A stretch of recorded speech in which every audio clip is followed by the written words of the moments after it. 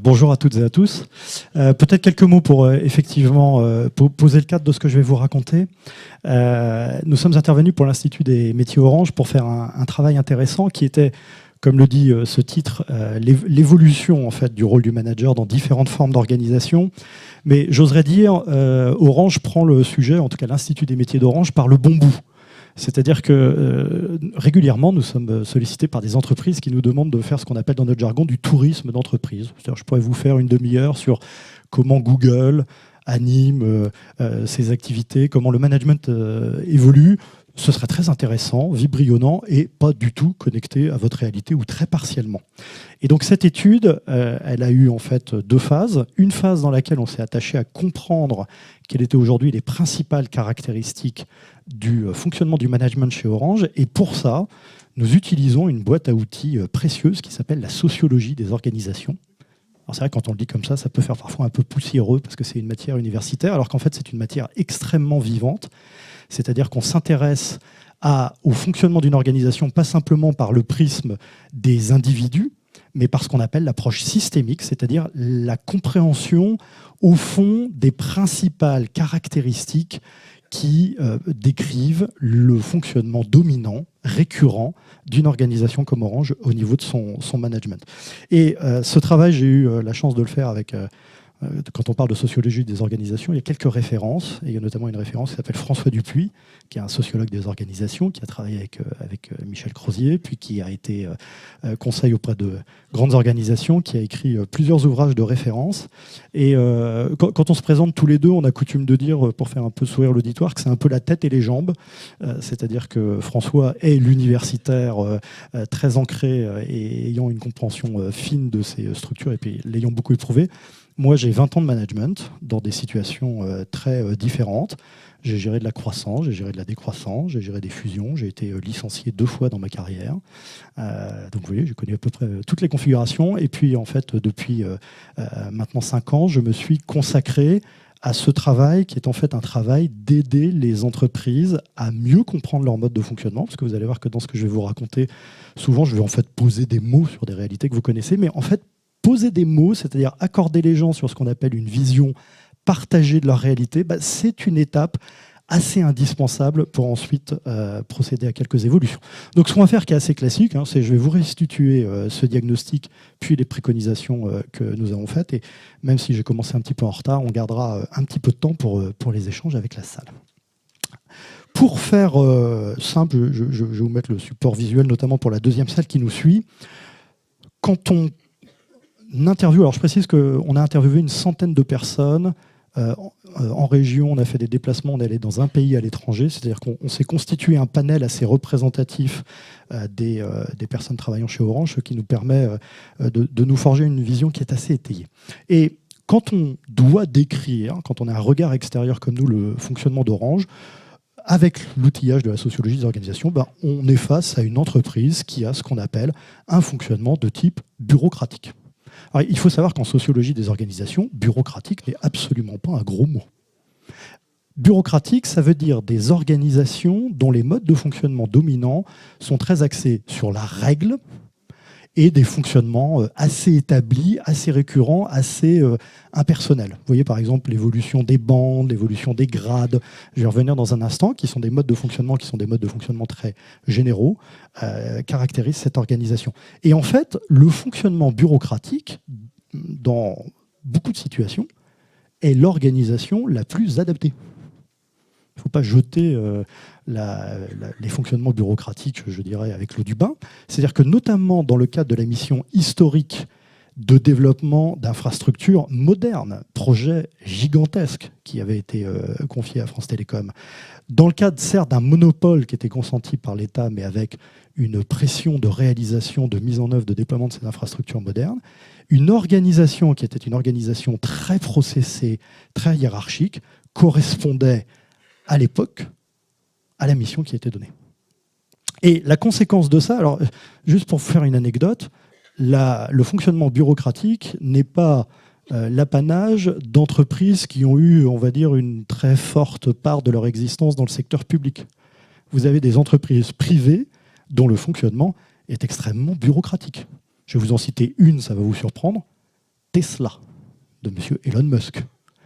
Tous les déboires aujourd'hui de Tesla sont en grande partie liés au fait que c'est une entreprise qui s'est développée pour faire de la fabrication de voitures électriques avec des processus en fait, qui étaient des processus très mécaniques, très bien décrits dans des feuilles Excel, dans des grandes présentations de consultants, mais sur laquelle, au niveau du terrain, au niveau par exemple de la recherche des compétences, de l'association des sous-traitants, etc., il y avait tout décalage un petit peu subtil à faire, qui ont été insuffisamment faits au début, puisque l'organisation principale de Tesla à l'origine a été une organisation très mécanique, très décrite par les process.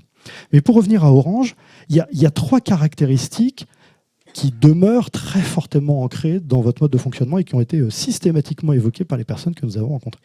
La première chose, c'est l'importance, le poids de la hiérarchie. Et ce poids de la hiérarchie, on l'a vu ne serait-ce que sur la consultation du panel, c'est-à-dire qu'on voyait bien que les gens qui voulaient participer et échanger avec nous devaient quand même obtenir un accord de leur hiérarchie préliminaire, des choses comme ça, donc ce qui montre ce poids. Mais surtout, c'était dans l'évocation, et j'y reviendrai un petit peu plus tard, l'évocation du travail au quotidien. Beaucoup de personnes nous disaient, vous savez, ici, vous avez par exemple, quand vous arrivez, vous êtes ce que je vais appeler dans mon jargon un manager de proximité, et vous voulez échanger sur des problématiques de terrain que vous constatez, parfois on va vous regarder, puis on va vous dire, tu es bien gentil, mais tu n'as pas la bande et le grade. Donc tu vas peut-être en parler à la personne directement dans ta ligne hiérarchique de ce sujet, qui, elle, ira l'instruire quelque part avec les personnes pardonnez-moi le propos un peu provoquant, qui ont la noblesse nécessaire. Et ça, c'est forcément quelque chose qui va à l'encontre d'une forme de flexibilité, d'une forme d'adaptabilité de l'organisation.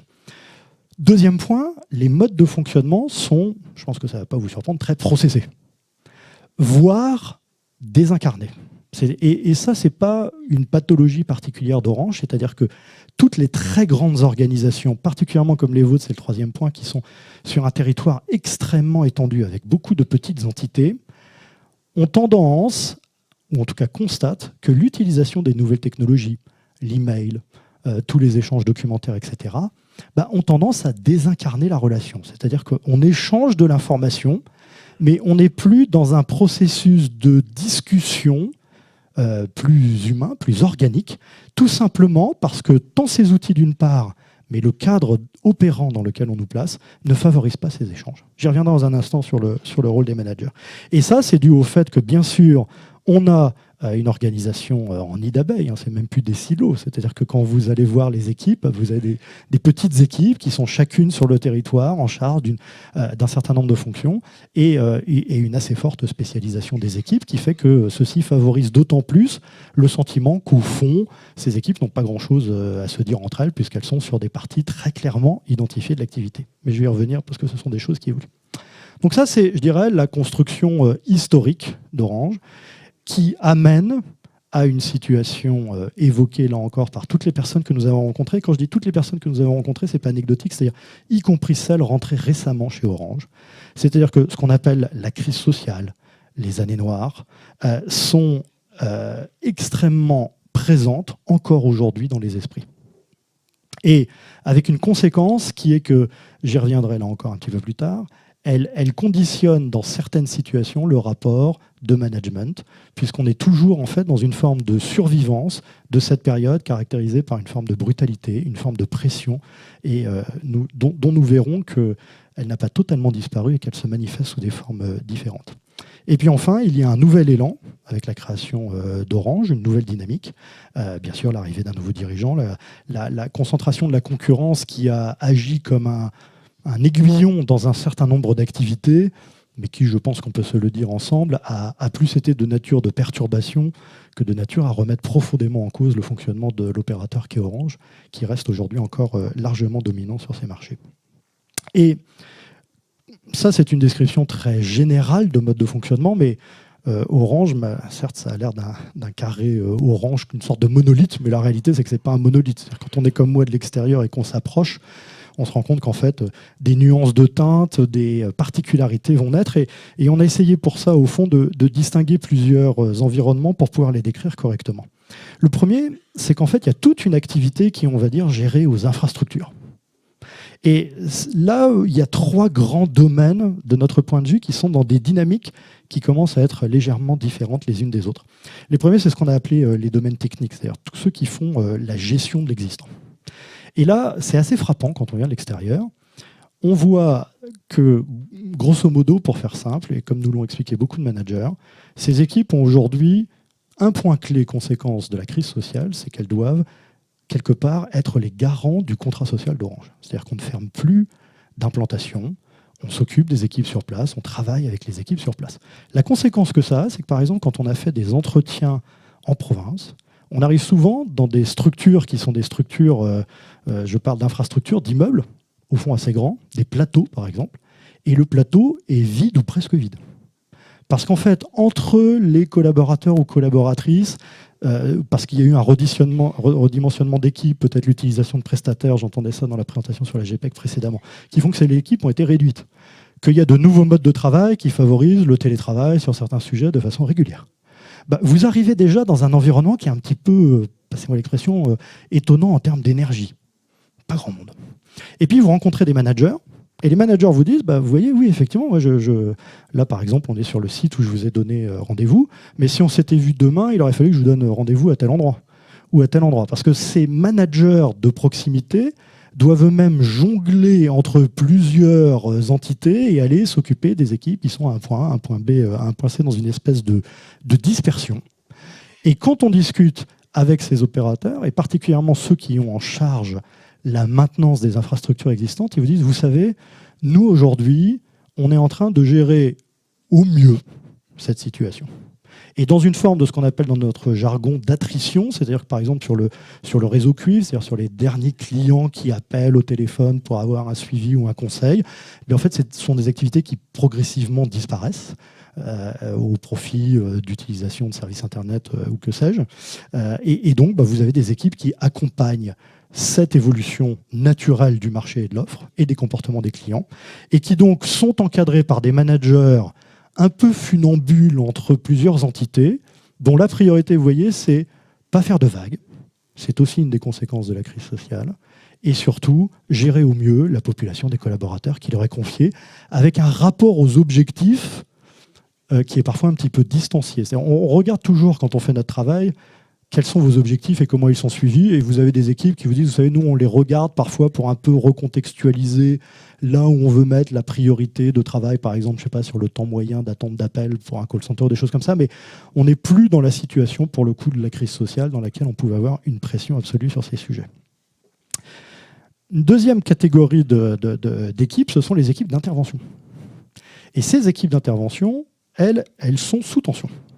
Elles sont sous tension pour essentiellement deux raisons. J'aurais tendance à dire, naturellement, leur métier est un métier sous tension. Vous allez dans n'importe quelle organisation dans laquelle vous avez des équipes en charge de résoudre les problèmes importants, elles ont une forme de biorhythme qui n'est pas le biorhythme d'une gestion récurrente. Donc, en l'occurrence, reconnecter les clients au réseau suite à un incident climatique est une situation d'urgence. Mais ces équipes, en fait, ont été graduellement dimensionnées par rapport à la vitesse de croisière, on pourrait dire. Et donc doivent régulièrement travailler en amont ou en aval ou en collaboration avec des prestataires sur des interventions, notamment quand il y a, passez-moi l'expression, des coups de bourre. Or, ces équipes sont par nature, elles, très indépendantes, puisque l'organisation de leur travail, par définition, ne peut pas être planifiée avec la récurrence des équipes précédentes. Et donc, en fait, la gestion, s'il fallait le simplifier, le management de ces équipes, généralement, c'est un peu du mode commando. C'est très adapté. Et généralement, ce sont des managers de proximité qui ont leur style. Nous, on a rencontré des managers qui nous disent beaucoup, vous savez, si vous voulez faire de l'intervention, il faut mieux bien connaître les domaines techniques de l'intervention, parce que déjà, c'est absolument nécessaire pour avoir la reconnaissance des équipes. Et puis après, quelque part, il faut vivre avec ces équipes dans un mécanisme qu'on appelle, en sociologie des organisations, la protection des équipes. C'est-à-dire vous êtes légitime par rapport à elles, et puis vous protégez cette autonomie qui est une autonomie nécessaire à l'exécution de leur mission, et notamment dans cette protection, et je pense que c'était un sujet qui était évoqué précédemment également sur les prestataires, vous avez des tensions croissantes avec les prestataires qui ne sont pas tout à fait sur le même modèle que celui du déploiement de l'infrastructure d'Orange, qui est un déploiement suivant des cahiers des charges, des standards de qualité qui sont peut-être plus élevés. Le prestataire, lui, il est dans un modèle économique où il faut qu'il fasse le plus vite possible. Et donc, ça a tendance à créer des tensions et des difficultés qui s'ajoutent aux difficultés opérationnelles de ces équipes. Et puis enfin, vous avez des équipes de déploiement d'infrastructures, parce que j'expliquais que Orange, en l'occurrence France Télécom à l'époque, avait été porté sur les fonds baptismaux sur un gigantesque projet d'infrastructure, mais ces projets d'infrastructure continuent aujourd'hui, ils sont principalement drivés par la fibre. Et là, on retrouve les grandes caractéristiques du fonctionnement, je dirais, historique, très processé, assez bureaucratique, mais pour, là encore, n'importe quelle structure portant des grands développements d'infrastructures. Et la poursuite de cette mission historique, elle est très valorisée. Les projets sont devenus certes plus complexes. La fibre, la technicité de la fibre est un sujet particulier, mais là encore, c'est quelque chose qui est géré par ces équipes. Et on est dans un pilotage plus industriel des prestataires, parce que là encore, vous avez cet effet également, on pourrait dire un petit peu d'ubérisation de la fonction, mais qui au fond donne des gens qui sont plutôt dans de la gestion de projet, dans une réalité du terrain par rapport notamment aux problématiques rencontrées, mais appelons un chat, avec quand même des lourdeurs de fonctionnement qui font parfois que ce travail, même s'il est clair, même s'il est assez enthousiasmant, beaucoup de gens ont beaucoup de fierté. Vous savez, là, vous avez la fierté de continuer à faire des infrastructures modernes. Là, vous avez la fierté d'intervenir pour reconnecter les gens qui ne veulent plus se connecter.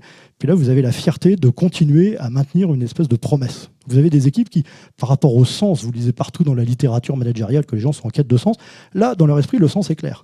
C'est la façon de faire, c'est l'éclatement de l'organisation, c'est une forme de désincarnation des relations humaines qui pose davantage problème à ces équipes.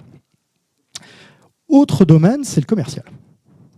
Et alors là, disons-le sans phare, et nous l'avons restitué de la même façon, la pression n'a pas varié.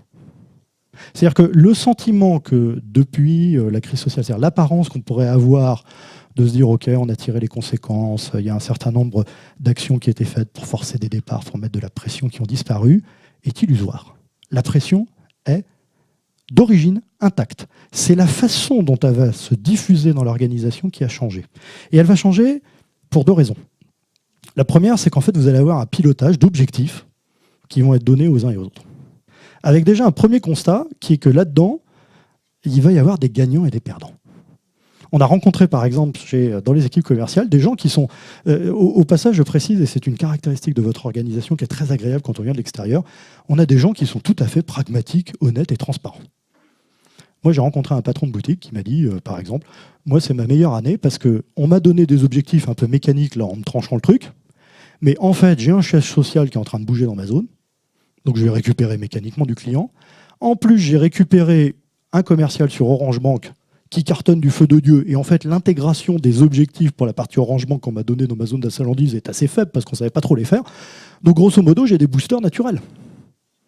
Et j'ai forcément rencontré la personne qui, elle, avait l'aspect contraire, c'est-à-dire qui disait bah, « moi, j'ai pas de chance, parce qu'on m'a donné des objectifs mécaniques, comme pour le précédent, mais pour le coup, dans ma zone, il peut y avoir un siège social qui part, pas d'opportunité aussi forte que celle d'autres collègues. » Et vous voyez, quand on parle d'organisation bureaucratique, ça, c'en est un exemple.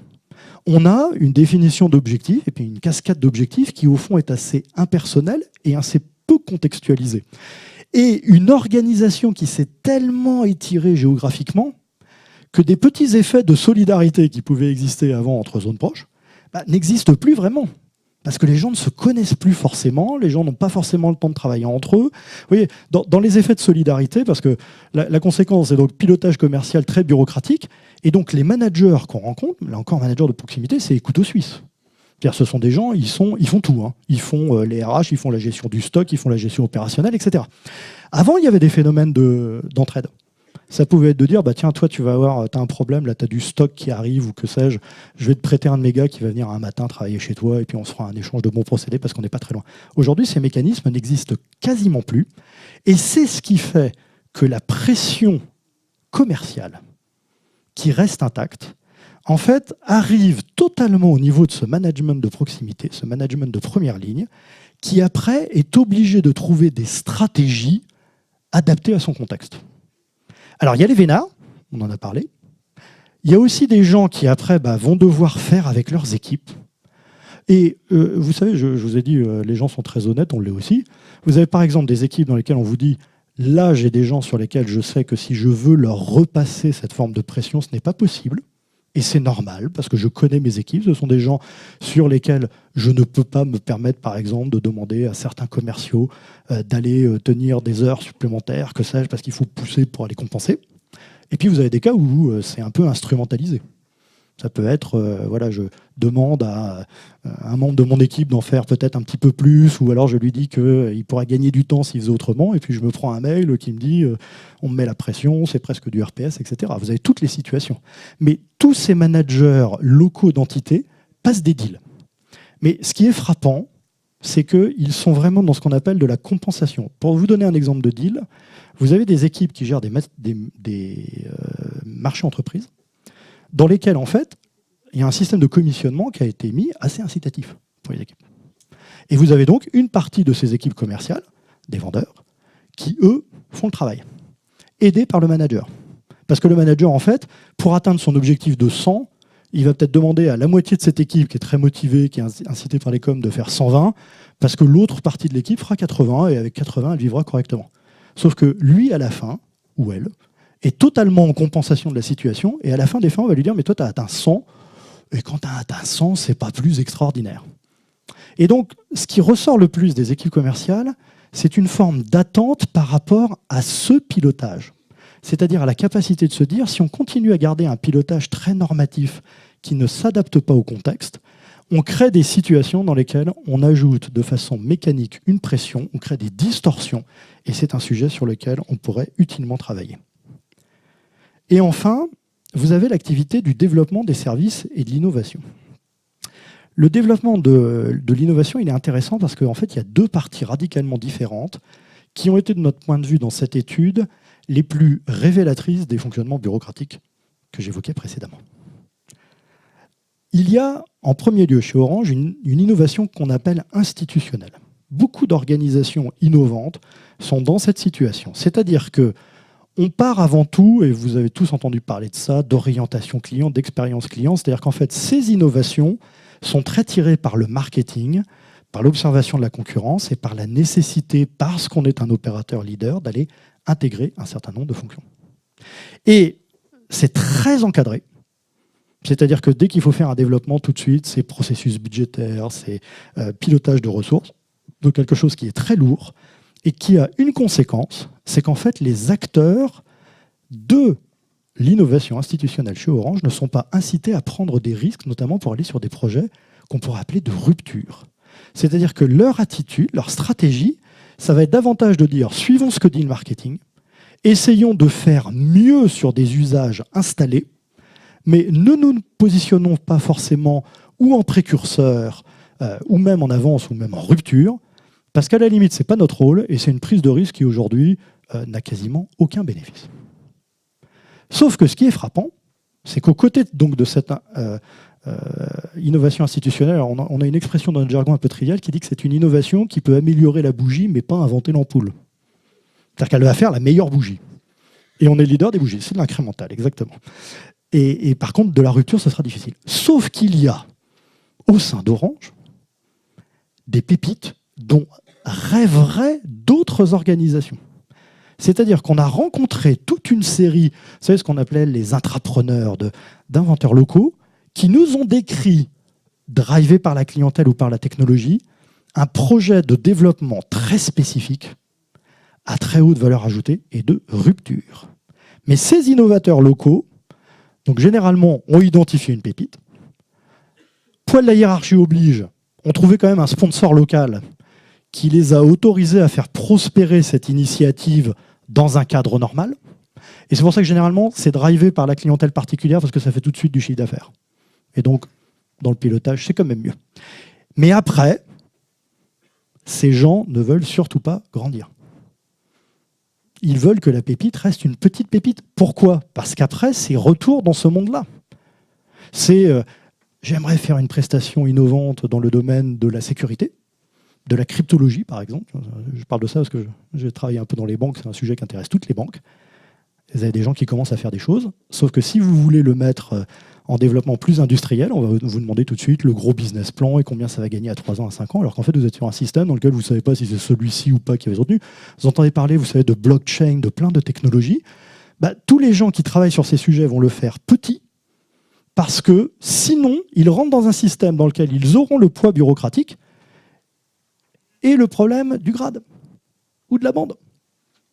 Moi, j'ai rencontré une personne qui a développé un super business sur un client et qui dit « Mais vous savez, ça, on pourrait le généraliser. Mais si on le généralise, on va me dire « Ah ouais, mais toi, tu es trop bas dans l'organisation. » Donc, limite, tu n'as presque pas de place dans un dispositif qui sera un dispositif plus important. Et donc, c'est là qu'on voit, vous voyez, le poids bureaucratique.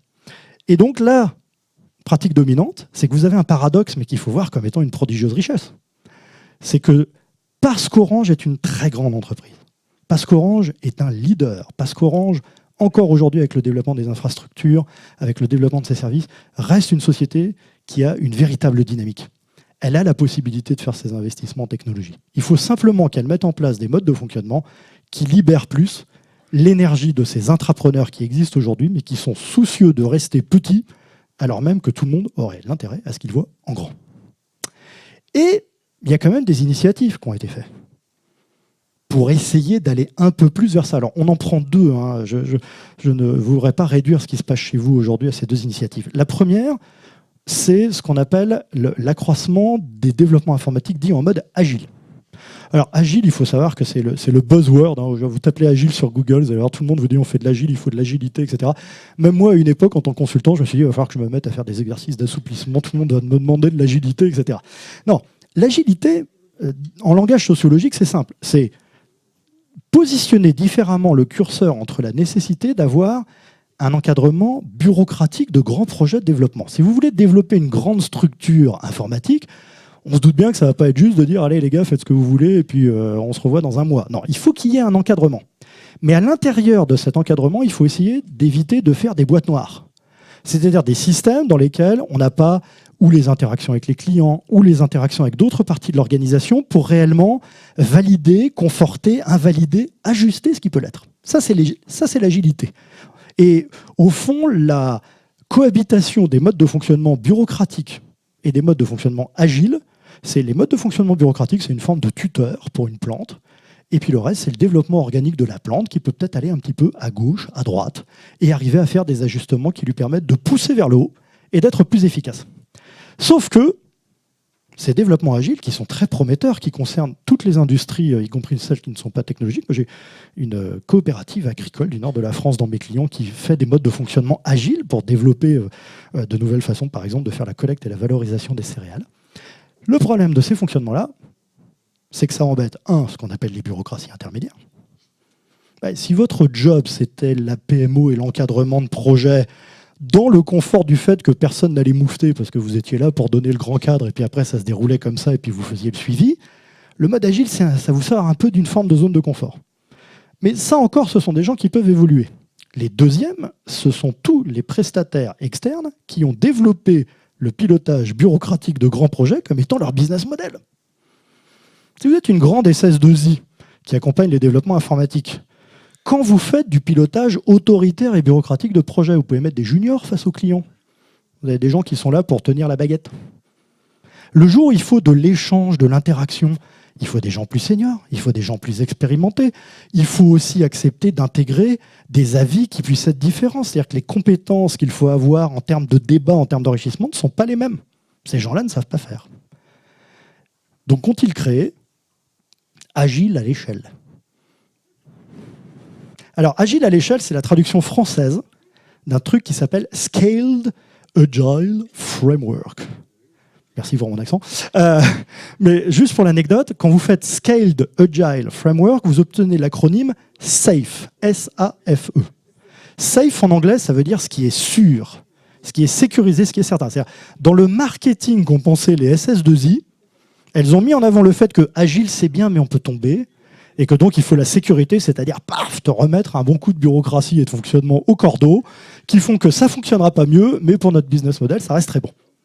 La réalité est que le monde n'est pas noir ou blanc, et qu'en fait, la vraie question posée par ces développements, c'est où positionne-t-on correctement le curseur entre des modes de fonctionnement beaucoup plus autonomes de certaines équipes et le nécessaire pilotage centralisé, administré de grands projets, parce qu'il faut aussi garder une forme de cohérence et garantir que la consommation des ressources soit quand même une consommation efficace. Donc là, il y a un grand débat. Et puis une deuxième chose, alors c'est le terme d'ancrage territoriaux, mais je crois qu'il peut être un petit peu confusant. À l'époque, les gens nous parlaient des mailles. Les mailles, c'était quoi? C'était une initiative qui a été faite en Île-de-France, qui était de dire on va constituer de façon récurrente et sur base de volontariat des équipes qui vont travailler, passez-moi l'expression là encore, sur les moutons à 5 pattes, c'est-à-dire sur tous les dossiers un peu compliqués qui arrivent et dans lesquels on se dit au fond on va mettre des mecs du commerce, de la technique, dans toutes ces aspirations pour essayer de résoudre ces sujets. Et juste pour... Voilà. Ces mailles, elles sont très intéressantes. D'abord parce que chez Orange, elles sont venues, certes sponsorisées à haut niveau, mais d'une forme de volonté et de volontariat des équipes internes. Moi, j'ai travaillé dans des tas de grosses organisations qui ont essayé de mettre en place ces systèmes de coopération autour des problématiques clients qui n'y arrivent pas. Vous, chez vous, parce qu'il y a cette survivance d'une sorte de service public, d'une sorte de respect du client, de volonté que les choses se passent bien, les gens se sont volontairement identifiés, agrégés pour pouvoir travailler sur ces dossiers clients. Et donc cette participation a été volontaire, elle a été plutôt efficace parce que c'est aussi l'avantage des fonctionnements bureaucratiques. Vous avez des équipes dont le travail était de fournir des locaux, des moyens de travail, etc., qui se sont mis en branle et qui, de façon efficace, dans de nombreux cas, ont permis d'avoir ces moyens. Preuve quand même que la bureaucratie n'a pas que des travers. Mais en fait, ces équipes sont rentrées dans une dynamique classique. Au début, c'est l'enthousiasme. Vous arrivez, vous allez travailler sur les dossiers un peu compliqués. Intellectuellement, c'est intéressant. Vous allez être avec vos pairs, vous allez apprendre, par exemple, si vous êtes commercial, un peu mieux ce qui se passe dans la technique, etc. Donc, assez enthousiasmant. Et puis après, vous avez une deuxième phase classique qui est que vous êtes confronté de façon récurrente au même problème. Parce que cette infrastructure de maille, de coopération sur les problèmes clients, elle ne s'attaque pas aux causes. Donc quand vous avez fait une ou deux ou trois fois des dossiers un peu incohérents et que vous les avez résolus à l'énergie, c'est bien. Quand vous dites « ouais, mais ça va être ça tout le temps », vous rentrez dans ce qu'on appelle en sociologie une phase de retrait ou de désengagement. Le retrait et le désengagement étant de dire « écoutez, c'était bien, je me suis fait du relationnel, j'ai appris plein de choses, j'ai travaillé sur des dossiers intéressants, mais maintenant, je vais un peu plus retourner dans ma zone classique. » D'autant plus, on le verra, que ce rôle de participation n'est pas reconnu de toute façon par l'organisation. Il n'est pas dans vos objectifs, etc. Et juste pour vous donner l'arme absolue du désengagement dans les grandes organisations, ça s'appelle le RGPD, le régime général de protection des données. Dans toutes les organisations, quand des gens veulent ne pas collaborer avec les autres, ils disent hop, le client n'a pas signé un truc qui permet d'échanger ses données. Donc il n'y a que le commercial qui peut les avoir, donc nous on ne peut pas travailler dessus, donc désolé, on aimerait bien le faire, et pouf, on éteint le système. Mais on va voir ensemble le verre à moitié plein, et franchement à moitié plein sur ce sujet, qui est que vous êtes une organisation dans laquelle, de façon certes un peu dirigée, mais assez spontanée, l'idée de travailler ensemble sur la résolution de vos problèmes clients est quelque chose qui a été plus naturel que dans d'autres. Ça a plutôt bien fonctionné au début, c'est simplement des modes de fonctionnement qui aujourd'hui n'intègrent pas la participation des mailles dans les objectifs, par exemple, ne s'intéressent pas au travail sur les causes, ce genre de choses sur lesquelles il faut travailler pour créer des conditions qui fassent, tout comme pour les innovateurs que je citais précédemment, que le fonctionnement général d'Orange favorise l'engagement de telles démarches. Et là encore, je vous rassure, je vais venir dans un instant, ce n'est pas une pathologie particulière d'Orange. Alors, une fois qu'on avait fait tout ça, on est allé regarder quelques autres organisations et quelques autres modes de fonctionnement. Alors, je ne vais pas vous les faire en détailler, je vais juste m'attarder sur le premier point. Les autres, je les reprendrai dans les recommandations. La première chose, c'est que vous lirez le rapport en détail si ça vous intéresse. On est un peu allé voir les tendances managériales à la mode, entreprise libérée, l'holacratie, l'apicratie. Et pour être bref sur ce sujet, la sociologie des organisations apprend à regarder les organisations comme étant à la fois des acteurs et un système, c'est-à-dire l'ensemble des interactions qu'il peut y avoir entre ces acteurs et qui créent en fait un cadre de travail commun. Toutes les tendances actuelles ont un mérite et de notre point de vue, c'est un point de vue, un défaut. Le mérite, c'est que ce sont des lanceurs d'alerte. C'est-à-dire que quand vous avez un livre qu'il s'appelle La comédie inhumaine, je crois que c'est un des derniers qui est sorti, ou des choses comme ça, et qui vous disent, voilà, il y a aujourd'hui des problèmes liés au management dans les entreprises qui font que, comme je vous l'ai décrit précédemment, l'énergie des gens est entravée, des modes de fonctionnement font que les gens ne sont pas heureux au travail, ne s'accomplissent pas, c'est à l'évidence insister, et c'est nécessaire, sur une réalité de toutes les grandes organisations. Mais la limite de ces livres, c'est la réponse. Parce que la réponse, c'est soit, je caricature un peu, vous me pardonnerez, mettez un baby-foot dans le hall. Intéressant. Soit, et c'est plus important, c'est la faute d'eux. Dans l'entreprise libérée, c'est la faute des managers. C'est eux les méchants. C'est eux qui embêtent les gens avec les procédures. Mais non, le manager, ils appliquent, ils sont posés dans un cadre et dans un contexte qui leur est donné par une organisation plus large. Si on surindividualise, et donc forcément, on aboutit à la conclusion qu'il faut supprimer les managers. Bah oui, c'est tellement facile. C'est plus compliqué que ça. La question posée par ces livres de l'évolution du rôle des managers, la transcription par exemple dans l'Holacratie, vous avez la transcription de ce qui se passe chez Favi, qui est une fonderie du nord de la France. Moi, il se trouve que je suis de Nord, je connais bien, et puis de l'Est. Alors vous voyez, je suis de Nord, de Nord. Mais de Hauts-de-France. Bon, bref. Mais quand on connaît ces métiers, ce qui est toujours frappant, effectivement, moi je me rappelle quand j'allais en sidérurgie, parce que j'ai fait des stages en sidérurgie, j'étais frappé par effectivement une sorte de fluidité des relations. Vous avez bien sûr des contremaîtres, des suivis de production, mais les choses étaient très fluides. Mais parce qu'il y avait un mode de fonctionnement culturel, on va l'appeler comme ça, qui était une forme de compagnonnage.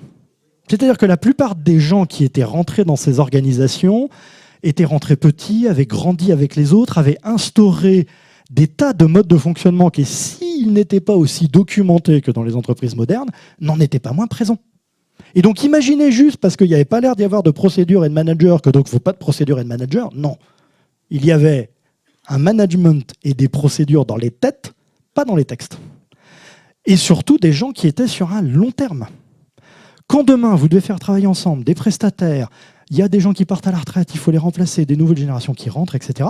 Vous ne pouvez pas plaquer le mode de fonctionnement d'une structure par compagnonnage sur une structure, sur des projets technologiques complexes comme les vôtres, avec un terrain humain qui est le même.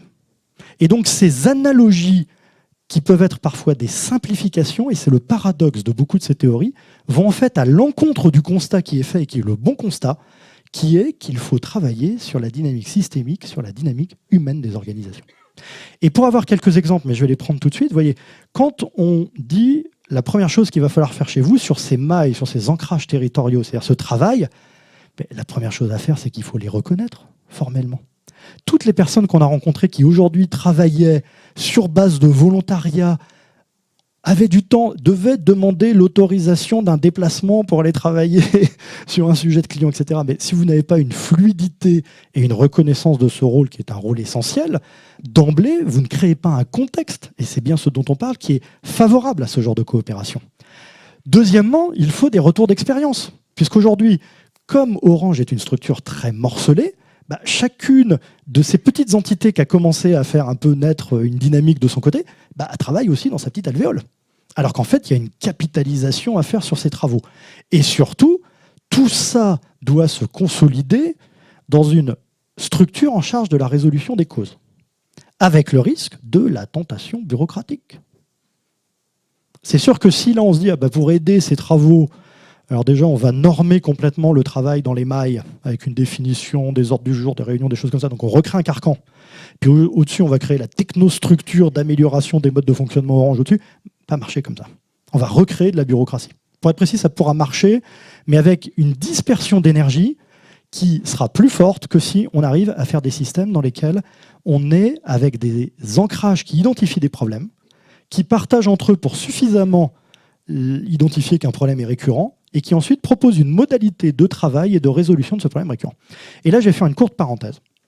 On a été contacté avec François Dupuis il y a quelques temps par une entreprise qui s'appelle Amadeus. On est tous clients d'Amadeus. Toutes les fois où vous achetez un billet d'avion, un billet de train, un billet d'hôtel, vous êtes client. Amadeus, à l'origine, c'était les directions informatiques de quelques compagnies aériennes qui avaient été mises ensemble pour réduire les coûts. Et c'est devenu une entreprise qui est une entreprise maintenant, alors qui est très technologique, qui est très complexe. Vous imaginez, il faut servir tous les marchés mondiaux sur tous des systèmes informatiques différents entre les agences de voyage, etc. Bref. Ils nous ont contactés, tenez-vous bien, parce qu'ils avaient un problème d'innovation et de résolution de problèmes clients. Alors que c'est le cœur de leur activité. Donc ils viennent chercher des sociologues pour dire « aidez-nous à porter un regard là-dessus ». Et en fait, on s'est rendu compte avec eux que leur problème, c'était la rigidité de la résolution des causes. Pour vous donner un exemple de rigidité, pour instruire la résolution d'une cause, il fallait qu'elle ait été clairement instruite par la partie de l'organisation qui identifiait le problème, mais qui en faisait l'audit et le diagnostic. Donc la plupart du temps, vous avez des gens qui sont des opérateurs, qui ont identifié un problème récurrent, puis on leur dit « t'es gentil, si tu n'amènes pas la solution, nous on ne traite pas la cause ». Bah non, c'est à toi de trouver la solution. Moi, je peux t'aider à argumenter la cause, et donc ce qu'on a fait avec eux, c'est qu'on a mis en place des systèmes qui font que quand ils identifient des problèmes structurels récurrents, ils créent des organisations éphémères en charge de la résolution de ces causes, mais qui associent de façon très large, très hiérarchique, l'ensemble des intervenants dans l'organisation. Et ça a été beaucoup plus efficace. Et puis enfin, ce qui est important, c'est qu'il faut renouveler sans cesse ces ancrages. Parce que le risque principal, vous avez vu, je vous ai parlé avant dans le commercial de ce qu'on appelle en sociologie la compensation dans le domaine commercial sur les managers de proximité. C'est ceux qui se prennent toute la pression. Quand vous créez une structure qui gère les problèmes, votre risque numéro 1, c'est ça. C'est en fait d'institutionnaliser la compensation. C'est-à-dire, on a plein de problèmes, et c'est toujours les mêmes qui, en plus, sont très volontaires, qui vont les résoudre. Puis de temps en temps, on s'attaquera à une cause ou deux, mais à la fin des fins, ça va marcher. D'autant plus que, regardez, ils se mettent en place, il y a moins de problèmes. C'est preuve que ça marche. Ça crée du burn-out. Ça vous crée des gens qui, alors qu'ils sont très engagés, très impliqués, qu'ils sont très volontaires pour ces situations, se prennent tellement de pression, avec une reconnaissance minimale, que le système ne fonctionne pas forcément. Donc, il y a de la valeur dans l'enracinement de ces modes de fonctionnement. Il faut simplement ne pas se tromper. La deuxième chose, c'est que, bah oui, il faut s'attaquer un peu à la bureaucratie. Et là, bien sûr, il peut y avoir une structure de simplification, j'en parlais précédemment, qui va identifier des choses. Mais ce qui fonctionne dans beaucoup d'organisations, c'est de faire travailler, alors ça paraît une lapalissade comme ça, mais c'est de travailler, là encore, de façon ahiérarchique avec les gens. C'est-à-dire de partir de la réalité. Vous savez, le travail de simplification de la bureaucratie dans beaucoup d'organisations commence par une organisation bureaucratique de la simplification bureaucratique. C'est-à-dire vous allez chercher un grand cabinet de conseil anglo-saxon qui va vous mettre en place une gestion de projet avec plein de tableaux, plein de trucs. Voilà. Le fonctionnement et la simplification bureaucratique, ça part de la réalité des acteurs. Et si vous êtes capable d'engager un système dans lequel, que ce soit dans le commercial, j'ai parlé de certaines aberrations, que ce soit pour les gens qui managent à distance, je l'ai expliqué, c'est une difficulté, de façon générale par les idées des collaborateurs, vous allez, ça va vous rappeler quelque chose actuellement, recueillir beaucoup de doléances. Après, il y a un vrai travail de priorisation, parce qu'on ne peut pas non plus tout adresser d'un coup. Et ensuite, on est capable d'engager un certain nombre de simplifications. Mais surtout, quand on fait ça, c'est autant le bénéfice qu'on peut avoir de la simplification que l'habitude qu'on prend à travailler sur ces sujets qui crée une forme de vélocité et de nouvelles dynamiques dans l'organisation. Et un bon exemple, je me suis déjà appesanti dessus, serait celui du travail, par exemple, sur Agile, en disant, au fond, comment on positionne le curseur entre de la forte autonomie dans certains déploiements de services, qui ne sont pas d'ailleurs forcément qu'informatiques, et des systèmes plus encadrés. Et puis enfin, il faut diversifier les parcours de carrière. Pourquoi ? Parce que le poids hiérarchique et le poids du fonctionnement des carrières, j'ai pris l'exemple d'intrapreneurs qui en fait restaient petits parce qu'ils disaient si ça grossit, c'est plus moi qui vais m'en occuper. J'ai pas fait Polytechnique dans certains cas, j'exagère à peine, mais ça c'est fondamental. Parce que avoir des systèmes dans lesquels on est capable de dire d'abord, on ne peut plus aujourd'hui dans les grandes organisations, et Orange n'y fait pas exception, gérer de façon, je dirais, désincarnée, un certain nombre de fonctions critiques. Je vais vous prendre un exemple qui vient de l'extérieur, le fonctionnement des banques. Vous savez toutes et tous, et vous le lisez tous dans les journaux, qu'on vous dit que les agences bancaires vont disparaître. C'est une appréciation qui est une appréciation déjà un peu simplificatrice. En fait, il y a certains domaines dans lesquels on peut imaginer que les services faits par les agences bancaires sont remplacés de façon plus efficace par les services en ligne. Et puis, vous avez d'autres domaines dans lesquels l'agence bancaire a toujours une utilité. Je vais vous raconter une anecdote rigolote. Moi, j'ai travaillé pour un groupe coopératif bancaire où, grosso modo, toute leur communication, c'était « Maintenant, nous sommes une banque digitale ». Quand je vais dans Nord, à l'Armentière, j'ai quand même le responsable de la même banque, le chef d'agence, qui me dit « Moi, j'ai encore les personnes âgées qui viennent retirer le cash au guichet. Elles ne vont pas au distributeur de billets. au guichet. Donc on est bien gentil de me dire on est tous digitaux, mais oui, il y a peut-être certaines activités qui sont très digitales, d'autres qui le sont moins. Et tout comme chez vous, il y a des activités qui sont en train d'être rentrées mécaniquement dans une phase de décroissance. Le soutien du réseau cuivre, des appels de certains clients, etc. peut être un exemple. Redéterminer ces situations, on parlait, il y avait un peu une présentation sur la GPEC avant, et dire, il n'y a pas par exemple le management du réseau du manager de proximité X de telle façon. Il y a des situations dans lesquelles c'est le soutien à une activité en développement, c'est le soutien à une activité qui est plus en train de rentrer dans une phase de maturité et même potentiellement d'extraction. Ce discours vérité-là, il est dur à tenir, mais il a de la valeur.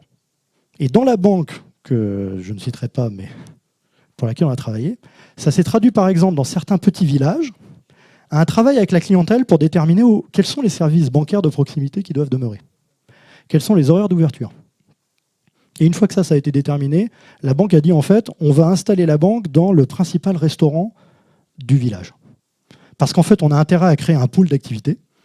Et en fait, au passage, le local de l'agence bancaire devient un pôle de santé qu'on loue pour maintenir de l'activité locale. Et le manager en charge à 55X, il sait très bien que l'agence a potentiellement une fermeture qui peut être programmée à un horizon de 5 à 10 ans, qui correspondra à son âge d'entrée à la retraite. On ne va pas essayer d'attirer des jeunes dans cette agence. On a déjà toutes des équipes qui connaissent localement l'ensemble de la clientèle. Et on va simplement accompagner cette évolution naturelle de nos services. Et donc, ce gérant d'agence n'est pas le même que celui qui est à la défense avec des patrons de start-up qui viennent chercher des services bancaires. Pourtant, ils sont tous les deux directeurs d'agence. C'est aussi simple que ça. Simple à dire, un peu compliqué à mettre en œuvre, mais on peut le faire. L'autre chose sur le management, c'est qu'il faut mettre en place des communautés. C'est-à-dire, vous avez déjà beaucoup d'échanges. C'est vrai qu'en plus, dans l'action syndicale, par définition, favorise déjà un certain nombre d'échanges. Mais toute la confrontation et la compréhension du terrain ne peut venir que si elle est portée par des gens qui se parlent entre eux. C'est bien de faire venir de temps en temps des gens comme nous qui donnent des éclairages globaux, mais passez-moi cette expression de 98, la victoire est en vous. C'est vous qui connaissez votre terrain. Simplement, il faut organiser ce dialogue de façon à permettre qu'il soit fait en continu et qu'il puisse permettre de faire émerger des termes d'études et des termes d'évolution qui fonctionnent. Et puis enfin, il faut valoriser cette fonction, particulièrement de proximité. Vous voyez, dans l'exemple que je citais avant, si vous dites, au fond, on va trier ou mieux identifier les gens qui managent des activités plutôt décroissantes, et des gens qui managent des activités croissantes, vous créez de la noblesse et de l'absence de noblesse. Si vous dites tout le monde est important, il y a une partie de notre promesse qui est de gérer notre clientèle la plus fidèle et la plus senior, et c'est tel type de management, de gérer des nouvelles technologies, c'est tel type de management, etc. Vous rééquilibrez et vous valorisez tout le monde. J'ai tenu dans le timing.